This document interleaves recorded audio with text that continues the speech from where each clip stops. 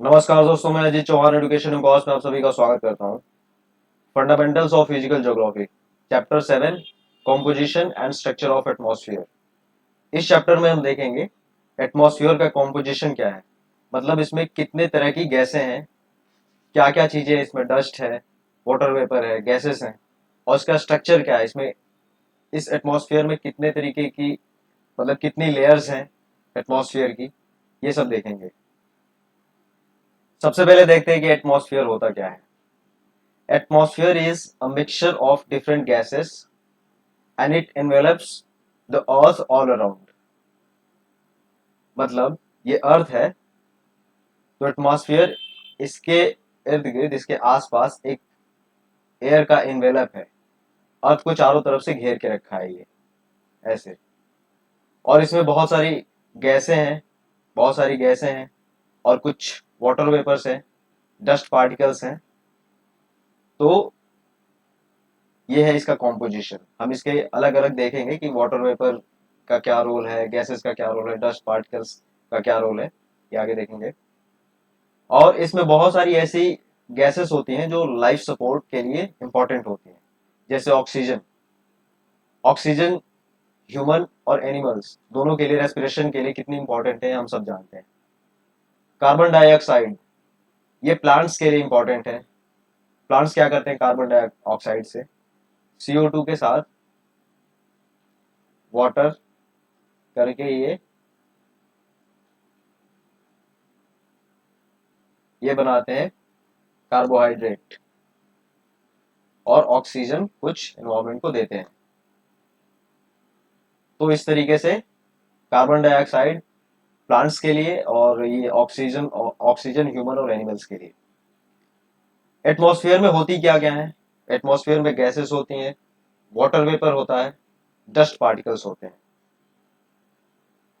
और जो 99% ऑफ जो टोटल मास है एटमॉस्फेयर का, 99% of total mass of atmosphere, ये अर्थ सरफेस से 32 किलोमीटर तक ही सीमित है। मतलब ये अर्थ है, तो इसके ऊपर 32 किलोमीटर तक एटमॉस्फेयर का जितना सारा मास है, इसका 99% यहीं पे है। पूरे मास का 99% 32 किलोमीटर तक ही लिमिटेड है। और ये गैसेस, डस्ट पार्टिकल्स और वाटर वेपर अर्थ के अराउंड ही क्यों रहती हैं। क्यों नहीं ऐसा होता कि अर्थ के ये चारों तरफ है और ये कहीं ड्रैग करके चली जाए या किसी वजह से यहाँ से हट जाए, ऐसा क्यों नहीं होता। वो इसलिए नहीं होता क्योंकि इन गैसेस पे ग्रेविटी वर्क कर रही होती है, ग्रेविटेशनल फोर्स लग रहा होता है। तो इस पे ऐसे ग्रेविटी वर्क करती है, ग्रेविटेशनल फोर्स लगता है इस पे, तो ये पार्टिकल, गैसेस और वाटर वेपर अपने स्थान पे बने रहते हैं ऐसे ही। और इन गैसेस का proportion layer by layer change होते रहता है। मतलब ऐसा नहीं है कि ये हो गया, ये अर्थ हो गया, और ये अर्थ हो गया, और ये लेयर्स हो गए एटमॉस्फेयर के। तो जैसे जैसे ऊपर जाएंगे वैसे वैसे गैसेस का कॉम्पोजिशन चेंज होते रहता है। जैसे ऑक्सीजन 120 किलोमीटर के बाद लगभग आपको नहीं मिलेगा। मतलब अगर यहाँ से 120 किलोमीटर जाया जाए ऊपर, तो ऑक्सीजन आपको लगभग नहीं मिलेगा, थोड़ा बहुत मिलेगा लेकिन नहीं मिलेगा फिर। उसी तरीके से कार्बन डाइऑक्साइड 90 किलोमीटर के बाद ऑलमोस्ट एब्सेंट होती है। कार्बन डाइऑक्साइड लगभग 90 किलोमीटर के बाद CO2 नहीं मिलेगा आपको। तो इस तरीके से इनका कॉम्पोजिशन भी चेंज होता है। ये नीचे बहुत ज्यादा कॉन्सेंट्रेटेड होते हैं ऑक्सीजन और कार्बन डाइऑक्साइड, लेकिन जैसे जैसे ऊपर जाएंगे ये आपको नहीं मिलेंगे। और इसी तरीके से वाटर वेपर भी है। वाटर वेपर भी 90 किलोमीटर के बाद आपको नहीं मिलेगा। वाटर वेपर क्या होता है, वाटर वेपर होता है H2O का गैसियस फॉर्म। गैसियस फॉर्म होता है वाटर वेपर। H2O का गैसियस फॉर्म वाटर वेपर होता है। अब देख लेते हैं जो गैसेस होती हैं इनका एटमॉस्फेयर में परसेंटेज कितना होता है, कितने परसेंट होती है। तो इनमें गैसेस होती हैं, नाइट्रोजन होता है, ऑक्सीजन होता है, आर्गन होता है, CO2 होता है, नियॉन होता है, हीलियम होता है, मीथेन होता है, क्रिप्टॉन होता है। और भी गैसेस होती हैं इनके अलावा। सबसे ज्यादा होता है nitrogen. Nitrogen almost 78%, almost 78% nitrogen होता है। उसके बाद होता है ऑक्सीजन। ऑक्सीजन ये होता है ऑलमोस्ट 21%। ये 21% के अराउंड होता है ऑलमोस्ट। उसके बाद ऑर्गन 0.93%, कार्बन डाइऑक्साइड 0.037% होता है। ये परसेंटेज बाई वॉल्यूम है, परसेंटेज बाई वॉल्यूम। और उसी तरीके से नियॉन, हीलियम, मीथेन, क्रिप्टॉन। आपको सारे नहीं याद रखने हैं, आपको ये शुरू के 4 याद रखने हैं कार्बन डाइऑक्साइड पे, क्योंकि एग्जाम में सीधे सीधे इनका ऑर्डर पूछ लेता है। तो आपको ये याद रखना है, ये इंपॉर्टेंट है। तो ये हो गई गैसेस। अब इन गैसेस की थोड़ी सी विशेषताएं देख लेते हैं, इंपॉर्टेंस देख लेते हैं कि क्या होती है। नाइट्रोजन, नाइट्रोजन प्लांट के लिए बहुत उपयोगी है, बहुत इंपॉर्टेंट है। क्योंकि जो नाइट्रोजन, वैसे तो नाइट्रोजन 78% है अपने एटमॉस्फेयर में, लेकिन प्लांट इसको डायरेक्टली यूज नहीं कर सकते, यूटिलाइज नहीं कर सकते। तो इसलिए मॉलिक्यूलर फॉर्म में यूटिलाइज नहीं कर सकते प्लांट। तो जो राइजोबियम एक होता है, ये बैक्टीरिया होती है, बैक्टीरिया होती है राइजोबियम। ये क्या करते हैं कि एटमॉस्फेयर के नाइट्रोजन को नाइट्रेट में कन्वर्ट कर देते हैं, ये नाइट्रेट में। अब ये जो प्लांट्स होते हैं नाइट्रेट को आसानी से यूज कर सकते हैं। तो ये नाइट्रोजन फिक्सेशन का काम करती है राइजोबियम, N2 को कन्वर्ट करती है नाइट्रेट में। और भी बहुत सारी बैक्टीरियाज होती हैं। ऑक्सीजन, ऑक्सीजन तो खैर सबको पता है कि इसकी क्या इंपॉर्टेंस है। टेरेस्ट्रियल लाइफ को सपोर्ट करती है, रेस्पिरेशन में, सांस लेते हैं हम लोग, हमें ऑक्सीजन की जरूरत पड़ती है। एनिमल हो गया या फिर ह्यूमन हो गया, रेस्पिरेशन चाहिए। मेडिकल पर्पजेज के लिए यूज किया जाता है, जैसे वेंटिलेटर पे अगर कोई है तो उसके लिए ऑक्सीजन सपोर्ट, ऑक्सीजन सप्लाई चाहिए ही चाहिए। इंडस्ट्रीज में इसको कंबशन के लिए यूज किया जाता है। आपको पता होगा कि अगर जब तक ऑक्सीजन ना मिले तब तक कोई भी चीज जलेगी नहीं। तो अगर कहीं फायर को बुझाना है तो ऑक्सीजन की सप्लाई रोक दो, फायर अपने आप बुझ जाएगी। तो ये कंबशन में यूज होता है। कार्बन डाइऑक्साइड, कार्बन डाइऑक्साइड क्या करती है, ये रिलीज होती है एटमॉस्फेयर में बहुत तरीके से, इसके सोर्स बहुत सारे हैं। जैसे अर्थ के इंटीरियर से, अर्थ के इंटीरियर से कैसे, जैसे कहीं वोल्केनो इरप्ट हो गया, वोल्केनो इरप्ट हो गया। और ओशन से भी जाते हैं, ओशन से भी जाते हैं। कंबशन, हमने कोई लकड़ी जला दी, लकड़ी जला दी, या फिर कोई कहीं आग लग गई, या वैसे ही कहीं स्टबल बर्निंग हो रही है, जैसे पंजाब हरियाणा में और अपने पश्चिमी उत्तर प्रदेश में होता है। स्टबल बर्निंग मतलब जो धान की कटाई के बाद जो रेसिड्यू बच जाता है धान के खेतों में, तो उसको क्या करते हैं किसान की, उसको जला देते हैं। तो उससे कार्बन डाइऑक्साइड रिलीज होती है। तो इससे होता है डिफॉरेस्टेशन, मतलब पेड़ों की कटाई, वनों की कटाई। अब पेड़ लगे हैं तो ये क्या करते हैं, पेड़ एटमॉस्फेयर से, एटमॉस्फेयर से CO2 को ले लेते हैं। तो एटमॉस्फेयर से CO2 ले लेंगे तो एटमॉस्फेयर में कम हो जाएगा CO2। अब ये क्या होगा कि पेड़ कट गए, जब ये पेड़ कट गए तो ये एटमॉस्फेयर से CO2 नहीं ले पाएंगे, नहीं ले पाएंगे। और ये जो पेड़ कट गए इनकी लकड़ी कहीं ना कहीं तो यूज होगी, या तो जला दिया जाता है या कुछ और इसका बन जाता है, तो डिकम्पोज होगी तब भी ये CO2 रिलीज करेगी। तो इस तरीके से कंट्रीब्यूट करता है CO2 एमिट करने में डिफॉरेस्टेशन। रेस्पिरेशन, हम सांस लेते हैं अंदर की तरफ तो ऑक्सीजन लेते हैं, और जब छोड़ते हैं तो CO2 बाहर निकलता है। तो ये रेस्पिरेशन की बात हो रही है। और ये कार्बन डाइऑक्साइड एक ग्रीन हाउस गैस है। ग्रीन हाउस गैस हम लोग पढ़ेंगे, लेकिन थोड़ा सा बता देता हूँ ग्रीन हाउस गैसेस क्या होती हैं। ग्रीन हाउस गैसेस वो होती हैं कि जो सन से जो रेज आ रही होती हैं वो होती हैं short wave, short wave rays होती है, रेडिएशन होती है। तो ये जो ग्रीन हाउस गैसेस होती है ना, वो शॉर्ट वेव को आने देती है। लेकिन जब ये अर्थ इसको रेडिएशन को एब्जॉर्ब कर लेगी और उसके बाद फिर से री रेडिएट करेगी, टेरेस्ट्रियल रेडिएशन इसको कहते हैं। जब ये री रेडिएट करेगी तो ये होती है लॉन्ग वेव। लॉन्ग वेव, अब ये लॉन्ग वेव होती है तो क्या ये ग्रीन हाउस गैसेस क्या करते हैं, इसको ट्रैप कर लेते हैं, इसको जाने नहीं देती बाहर। तो ये रेडिएशन क्या करता है, इसके टेम्परेचर को मतलब बढ़ा देता है, एटमॉस्फेयर के टेम्परेचर को बढ़ा देता है। इसी को कहते हैं ग्रीन हाउस गैसेस। तो यही हो रही है इनकमिंग सोलर रेडिएशन के लिए ओपेक होती हैं, सॉरी इनकमिंग सोलर रेडिएशन के लिए ये ट्रांसपेरेंट होती हैं, और आउटगोइंग टेरेस्ट्रियल रेडिएशन के लिए ओपेक होती है, मतलब ये जाने नहीं देती, ओपेक मतलब जाने नहीं देती है, और आने देती है मतलब ट्रांसपेरेंट है। तो ये कह रहा है कार्बन डाइऑक्साइड के बारे में। ओजोन, ओजोन एक बहुत इंपॉर्टेंट लेयर है एटमॉस्फेयर में। ये लगभग 10 से 50 किलोमीटर तक के बीच में पाई जाती है, और ये प्रिवेंट करती है अल्ट्रावायलेट रेज को। अल्ट्रावायलेट रेज वो मतलब स्किन कैंसर होता है उससे, और भी बहुत सारी बीमारियां होती हैं, तो उसको वो प्रिवेंट करता है, मतलब फिल्टर करके रेज को भेज देता है, और यूवी रेज को वहीं पे रोक लेता है। ये होते कहाँ है, ये हो गया अर्थ का सरफेस, और ये मान लेते हैं ट्रोपोस्फियर हो गया, और ये होगा स्ट्रेटोस्फियर।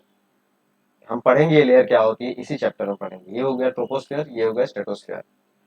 तो जो ये ट्रोपोस्फियर का निचला हिस्सा, सब ट्रोपोस्फियर का अपर मोस्ट पार्ट है ना, ये अपर मोस्ट पार्ट यहाँ पे, और जो स्ट्रेटोस्फियर है इसका lower most part.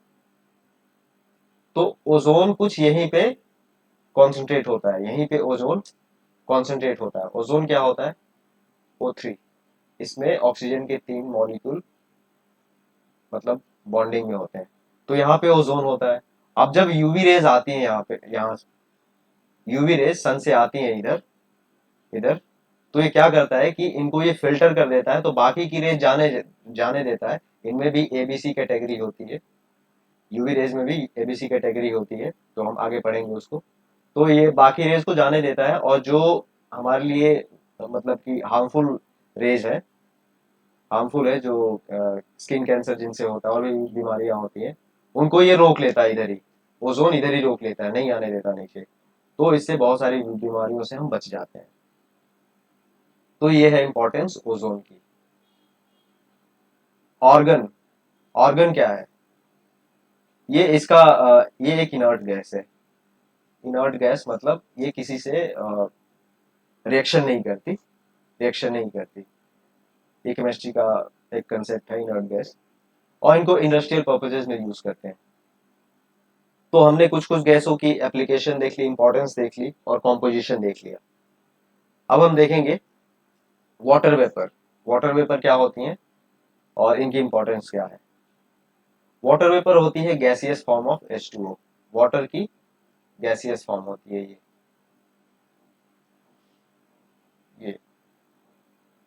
Water vapour decreases with altitude and from equator polewards. इसका क्या मतलब है, अर्थ सरफेस है ये अर्थ सरफेस है। ये अर्थ से जितना आप ऊंचा जाते जाएंगे, ऊंचा जितनी ऊंचाई पे जाएंगे, तो वेपर घटता जाएगा, घटता जाएगा। अब ये मान लेते हैं इक्वेटर है। इक्वेटर वो होता है भूमध्य रेखा जो धरती को, अर्थ को दो हिस्सों में बराबर भागों में बांटता है। तो ये जब इक्वेटर से आप पोल की तरफ जाएंगे, ध्रुवों की तरफ जाएंगे, तब भी आपका, तब भी ये वाटर वेपर कम होगा। वाटर वेपर तब भी कम होगा, मतलब हाइट पे गए तब भी कम होगा, और पोल्स की तरफ जाएंगे तब भी कम होगा। ये ऐसा क्यों होता है कि हाइट पे ज्यादा हाइट पे जाने पे वाटर वेपर कम होते जाता है, और या पोल्स की तरफ भी जाएंगे तब भी वाटर वेपर कम होता है।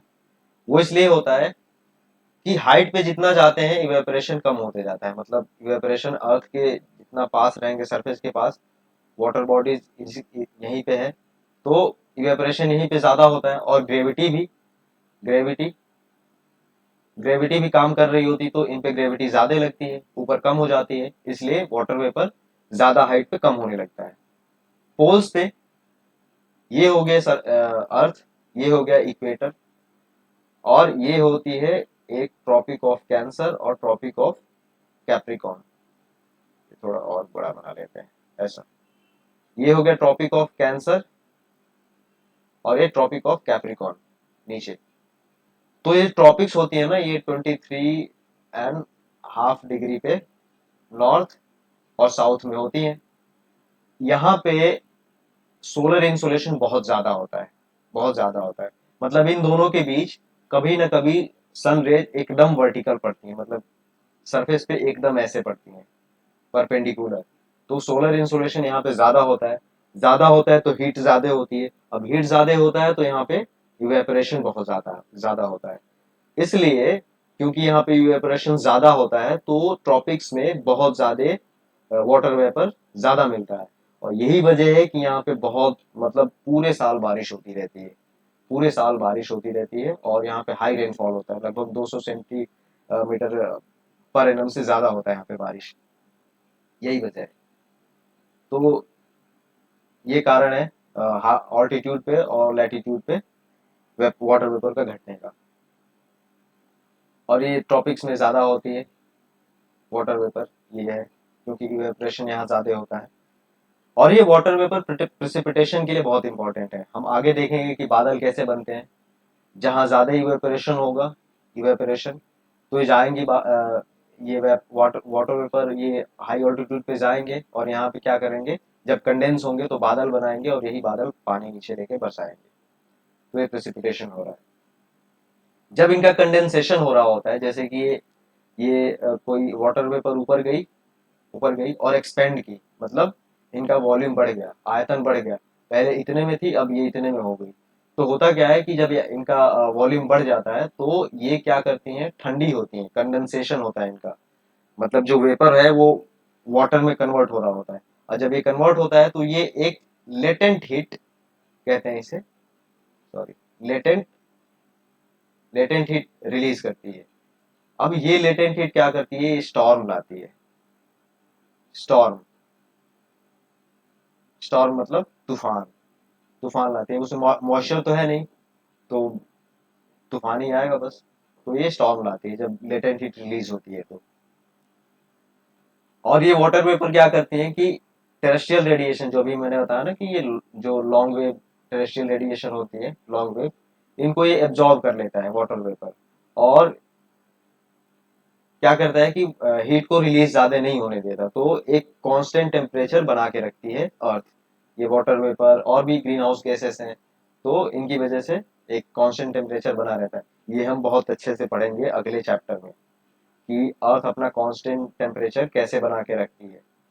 कांस्टेंट टेम्परेचर, हीट बजट जब पढ़ेंगे, अगला ही चैप्टर है, तो उसमें बहुत अच्छे से पढ़ेंगे कैसे रहता है सब, कैसे मेंटेन होती है।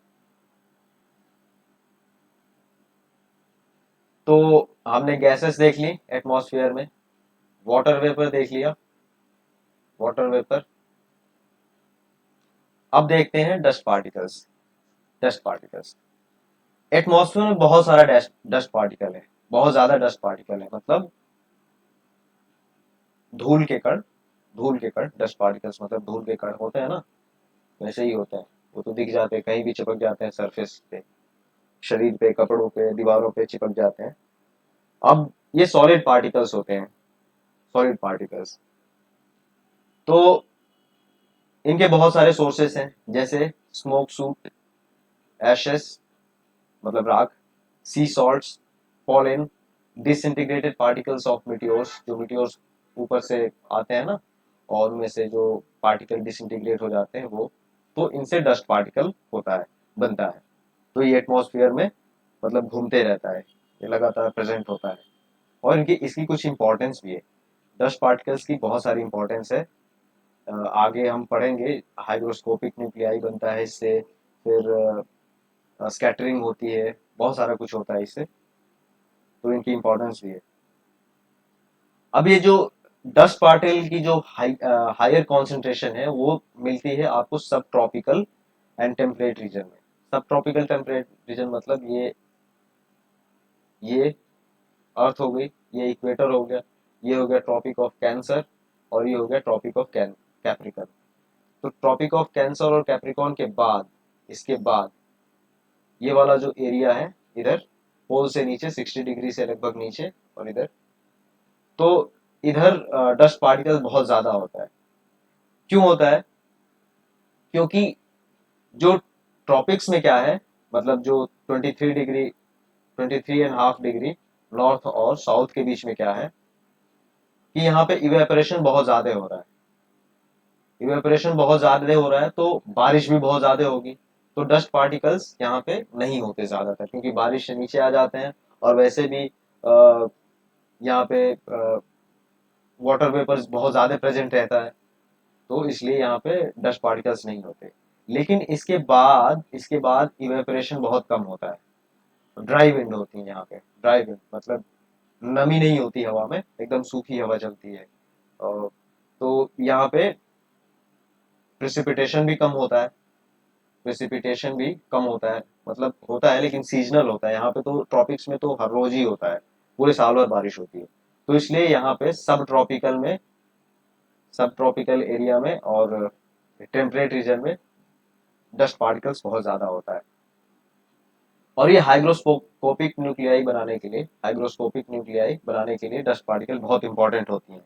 कैसे? ये ये क्या होती है हाइग्रोस्कोपिक न्यूक्लियाई? ये डस्ट पार्टिकल है। अब जो वाटर के पार्टिकल होते हैं ना, वाटर वेपर के जो पार्टिकल होंगे वो आके इसमें स्टिक हो जाएंगे, मतलब चिपक जाएंगे। कंडेंस होंगे तो इसमें चिपक जाएंगे। अब जब कंडेंस होंगे तो इसमें चिपकेंगे ये, ऐसे बहुत सारा पार्टिकल चिपक जाता है। तो ये धीरे धीरे एक बड़ा फॉर्म बना लेता है। ऐसे ही बहुत सारे crore billions of dust particles होते हैं, तो ये बन जाता है पूरा एक बादल, बड़ा बादल। इसी की बात हो रही है हाइड्रोस्कोपिक न्यूक्लियाई। इनकी वजह से होती है बारिश, प्रेसिपिटेशन। प्रेसिपिटेशन होती है इनकी वजह से, बारिश, हाइड्रोस्कोपिक न्यूक्लियाई। और ये डस्ट पार्टिकल लाइट के स्कैटरिंग के लिए भी रिस्पॉन्सिबल है। मतलब आपने देखा होगा सनसेट के टाइम,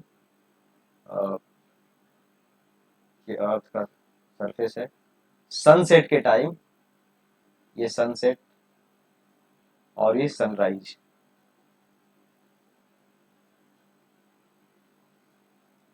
सनराइज के टाइम यहाँ पे एक रेडिश या फिर थोड़ा सा ऑरेंज टाइप का कलर होता है, ऑरेंज कलर, लालिमा एक होती है ना सूरज में। तो ये डस्ट पार्टिकल से जो सनरेज होती है वो स्कैटर हो जाती है, इसकी वजह से ये ऑरेंज और रेड कलर प्रोड्यूस करता है। आसमान का जो नीला रंग दिखाई देता है, जो ब्लू कलर दिखाई देता है आसमान का, ये भी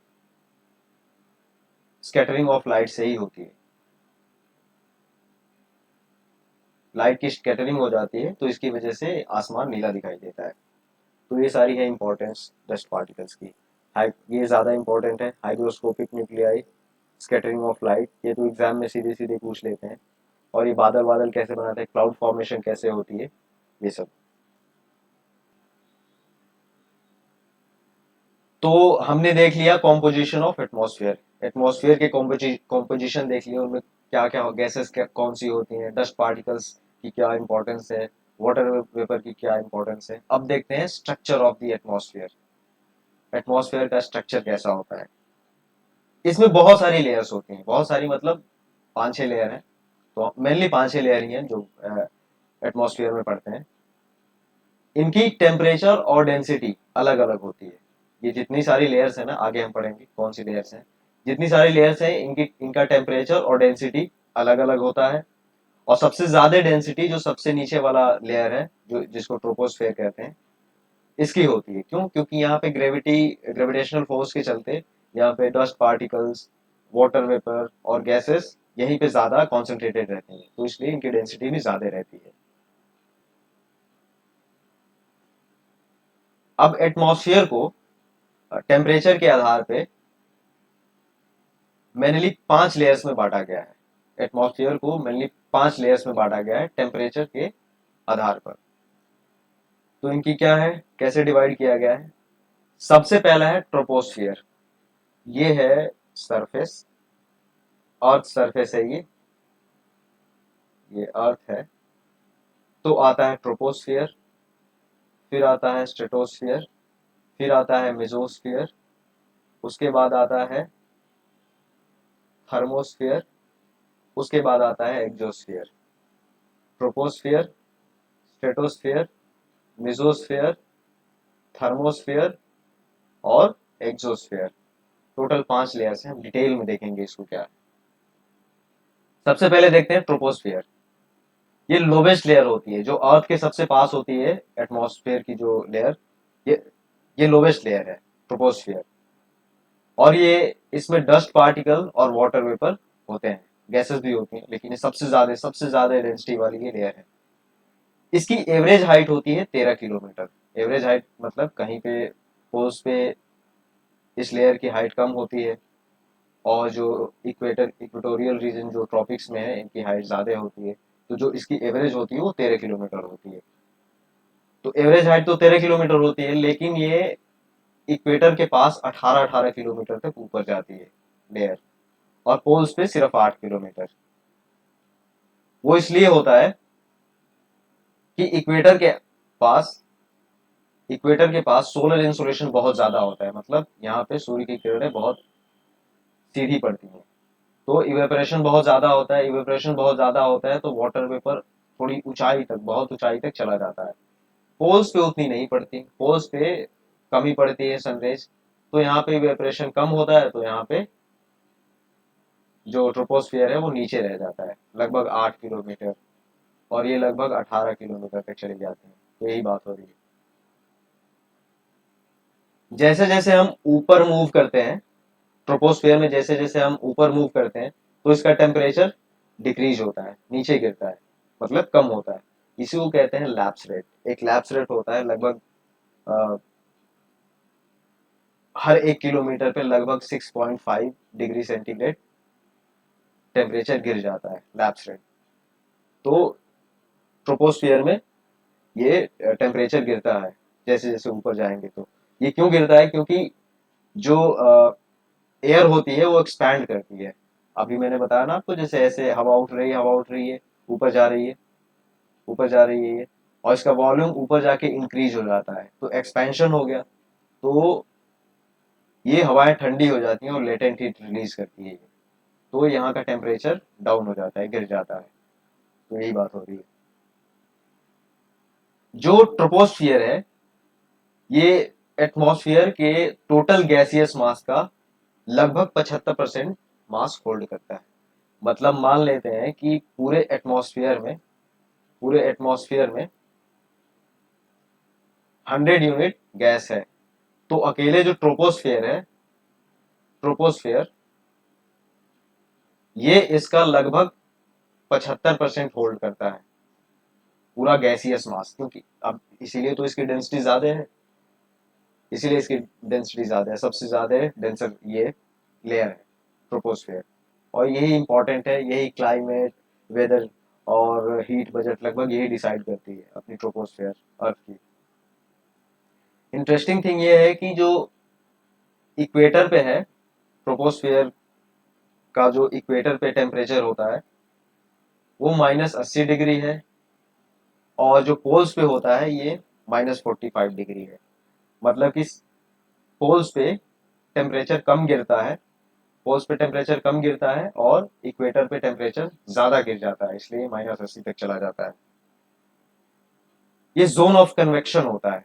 जोन ऑफ कन्वेक्शन मतलब ये लेयर जो होती है यहाँ पे इवेपोरेशन बहुत ज्यादा होता है, बहुत ज्यादा इवेपोरेशन होता है। तो सोलर इंसुलेशन भी क्योंकि धरती पे ऐसे सरफेस पे होता रहता है, तो ये हवाएं ऊपर उठती हैं, ये ऊपर उठती हैं और जाके बाहर ऊपर एक्सपैंड करती हैं। तो कन्वेक्शन मतलब यही होता है। कन्वेक्शन मतलब हवा नीचे से ऊपर उठ रही है, हवा नीचे से ऊपर उठ रही है। और एक कन्वेक्शन के साथ साथ एक एडवेक्शन होती है, एडवेक्शन इसको कहते हैं। ये अभी इम्पोर्टेंट नहीं है, फिर भी बता दे रहा हूँ। कन्वेक्शन मतलब वर्टिकल, ऐसे मूवमेंट हवा का ऊपर, नीचे से ऊपर। एडवेक्शन मतलब हॉरिजॉन्टल मूवमेंट, मतलब एक तरफ से दूसरी तरफ, ऊपर नहीं जाएगी हवा, मतलब ये हॉरिजॉन्टल ही मूव करेगी। तो ये होती है एडवेक्शन। क्योंकि ये जोन ऑफ कन्वेक्शन है, तो यही रिस्पॉन्सिबल होता है क्लाइमेट चेंज में और वेदर चेंज में, है ना। ये कन्वेक्शन जो ये हवा ऊपर उठती है, ऊपर की तरफ उठती है, तो ये ट्रोपोस्फेयर के ऊपर लगभग स्टॉप हो जाती है, रुक जाती है। जो ट्रोपोस्फेयर का अपर मोस्ट पार्ट है, ये ट्रोपोस्फेयर है, इसका जो अपर मोस्ट पार्ट है ये वाला, इसको कहते हैं ट्रोपोपॉज। ट्रोपोपॉज।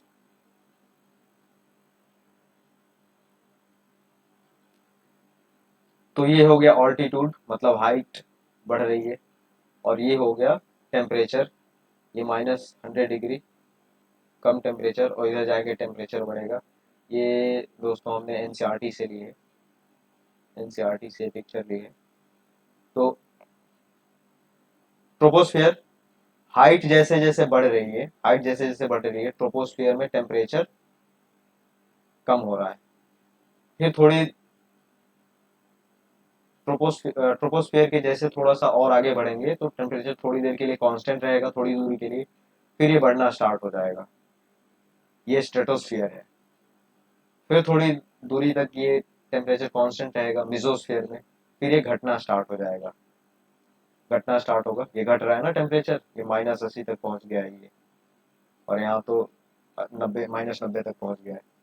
फिर मेसोपॉज आएगा और उसमें थोड़ा टेम्परेचर कांस्टेंट रहेगा, और फिर ये एग्जोस्फियर थर्मोस्फियर में टेम्परेचर फिर से बढ़ेगा, फिर से बढ़ेगा, और एग्जोस्फियर में लगातार बढ़ते रहता है।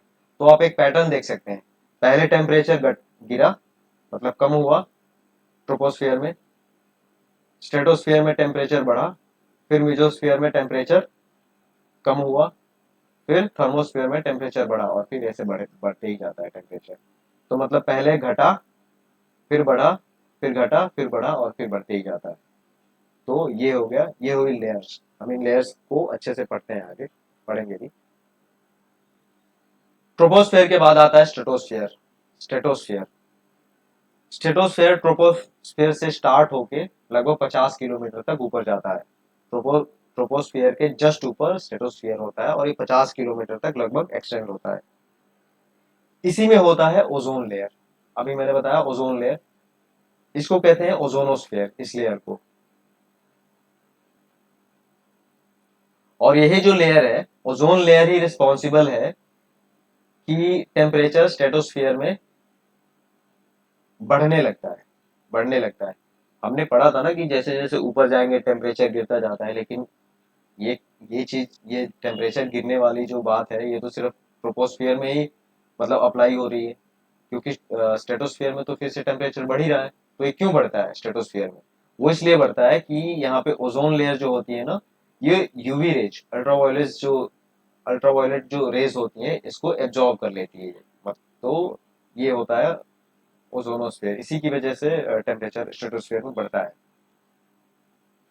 अब ये जो लोअर पार्ट होता है स्ट्रेटोस्फेयर का, ये आइसोथर्मल होता है। आइसोथर्मल मतलब टेम्परेचर नहीं बढ़ेगा, टेम्परेचर बढ़ेगा नहीं, ये बराबर ही रहने वाला है। तो ये कुछ ही डिस्टेंस तक होती है, कुछ ही दूरी तक होती है, टेम्परेचर बढ़ता नहीं है। उसके बाद टेम्परेचर बढ़ने लगता है। इस जो आइसोथर्मल है, इसके बाद टेम्परेचर बढ़ने लगता है। और ये जो स्ट्रेटोस्फियर है ना, ये पोल्स पे थिकेस्ट होती है, मतलब कि ये अर्थ कुछ ऐसी है, मान लेते हैं, टेढ़ी बन गई ये अर्थ। तो जो स्ट्रेटोस्फियर होगा यहाँ पे ये थिक होगा, और ये इक्वेटर के पास थोड़ा कम होगा, लेकिन पोल्स पे ये ज्यादा ज्यादा होगा, ये थिकनेस ज्यादा होगी ये, और इक्वेटर पे कम होगी।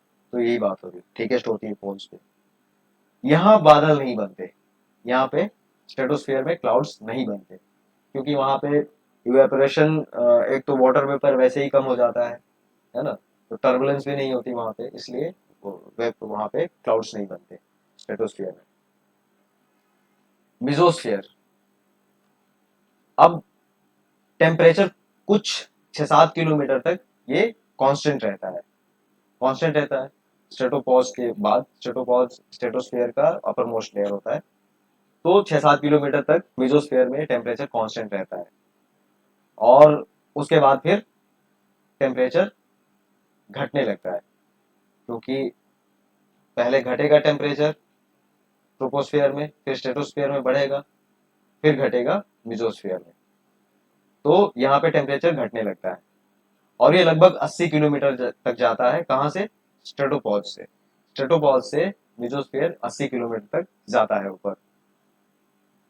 टेम्परेचर डिक्रीज करने लगता है, जैसे जैसे ऊपर जाते हैं, ऑल्टीट्यूड जैसे बढ़ाया जाएगा, टेम्परेचर गिरते जाएगा, और ये लगभग -100 डिग्री तक चला जाता है 80 किलोमीटर की हाइट पे। जब ये यहाँ तक पहुंचता है तो -80 डिग्री सेंटीग्रेड टेम्परेचर हो जाता है। और ये कोल्डेस्ट लेयर है, कोल्डेस्ट लेयर ऑफ एटमॉस्फेयर, मतलब ये सबसे ठंडी लेयर है एटमॉस्फेयर की, जो मिजोस्फेयर है। अब जो अपर लिमिट है जो मिजोस्फेयर का, उसे कहते हैं मिजोपॉज। ट्रोपोस्फेयर का upper most layer tropopause, stratosphere का अपर मोस्ट पार्ट होता है वो स्ट्रेटोपॉज होता है, फिर मिजोस्फेयर का जो अपर मोस्ट लेयर होता है वो मिजोपॉज होता है। थर्मोस्फेयर, ये 80 किलोमीटर के बाद 400 किलोमीटर तक जाता है, एक्सटेंड करती है लेयर, मतलब मिजोस्फेयर के बाद 400 किलोमीटर तक सिर्फ थर्मोस्फेयर ही चलेगी। इसमें टेम्परेचर इंक्रीज होता है, और इंक्रीज होते होते ये 1500 डिग्री सेंटीग्रेड तक पहुंच जाता है, ये 1500 डिग्री सेंटीग्रेड तक पहुंच जाता है। इसमें कुछ होते हैं चार्ज पार्टिकल्स, यही थर्मोस्फेयर में कुछ चार्ज पार्टिकल्स होते हैं जिनको आयनोस्फेयर कहते हैं, आयनोस्फेयर। ये क्यों होते हैं, चार्ज पार्टिकल क्यों होते हैं? क्योंकि एक तो यहाँ पे टेम्परेचर बहुत ज्यादा होता है, 1500 डिग्री सेंटीग्रेड टेम्परेचर बहुत ज्यादा होता है, और यहाँ पे अल्ट्रावायलेट रेज होती हैं, एक्स रेज होती हैं, गामा रेज होती हैं, तो इनके रेडिएशन से जो गैसेस होती हैं वो आयनोइज हो जाती हैं, आयन में बदल जाती हैं। जैसे हाइड्रोजन, हाइड्रोजन प्लस हो गया, हाइड्रोजन गैस, हाइड्रोजन प्लस हो गया, ऐसे ही बहुत सारी गैसेस होती हैं जो आयनोइज हो जाती हैं, आयन में बदल जाती हैं, तो ये होती हैं, आयनोस्फेयर होता है ये बहुत इंपॉर्टेंट है कम्युनिकेशन के लिए। ये जो आयनोस्फेयर है ये कम्युनिकेशन के लिए बहुत इंपॉर्टेंट है। कम्युनिकेशन मतलब जैसे टेलीफोन कम्युनिकेशन हो गया, टेलीविजन का कनेक्शन हो गया, तो ये सारी कम्युनिकेशन है। तो ये कैसे होता है, जो ये आयनोस्फेयर है ना, ये रेडियो वेव्स को रिटर्न कर देता है। जो अर्थ मान लेते हैं कोई रेडियो वेव्स यहाँ से सेंड की और ये यहाँ पे आयनोस्फेयर है, तो ये रेडियो वेव्स यहाँ जाएंगी और ये टकरा के वापस आ जाती हैं। तो यही जो रिफ्लेक्शन है ना, आयनोस्फेयर का जो रिफ्लेक्शन है रेडियो वेव्स की, यही कम्युनिकेशन में मदद करती हैं, हेल्प करती हैं। ये जो थर्मोस्फेयर होता है ये हमें मेटेओराइड से भी प्रोटेक्ट करता है। कैसे? ये थर्मोस्फेयर में एक तो टेम्परेचर ज्यादा है, यहाँ का टेम्परेचर ज्यादा है।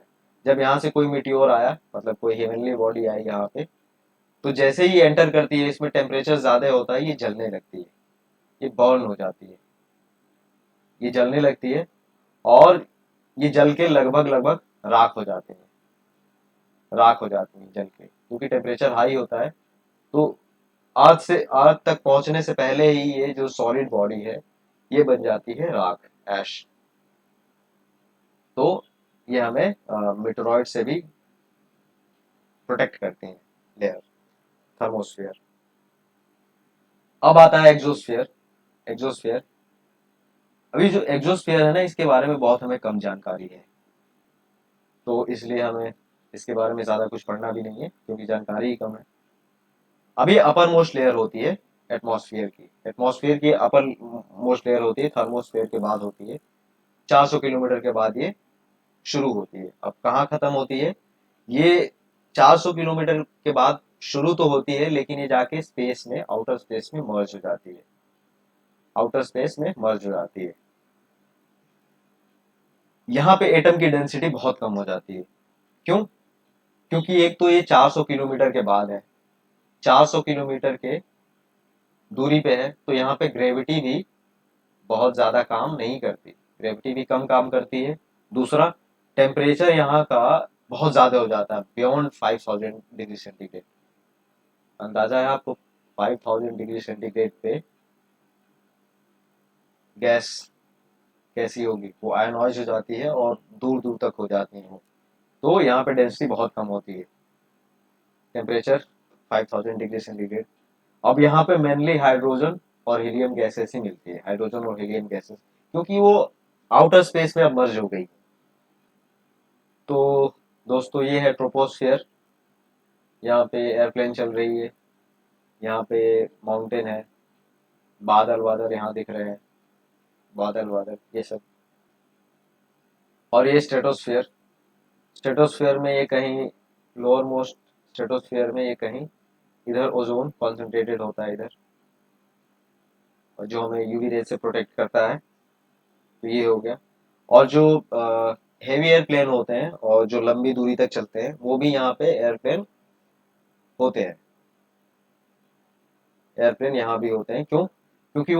क्योंकि लंबी दूरी तक उनको चलना होता है और हेवी भी होते हैं, तो वो फ्रिक्शन को अवॉइड करने के लिए, क्योंकि यहाँ पे एटमॉस्फेयर डेंस है, तो इसलिए इस एटमॉस्फेयर को फ्रिक्शन को अवॉइड करने के लिए एयरप्लेन यहाँ तक 12-12 14-14 किलोमीटर पे आके उड़ते हैं, तो उससे फ्यूल भी कम लगता है और रेजिस्टेंस भी कम आती है।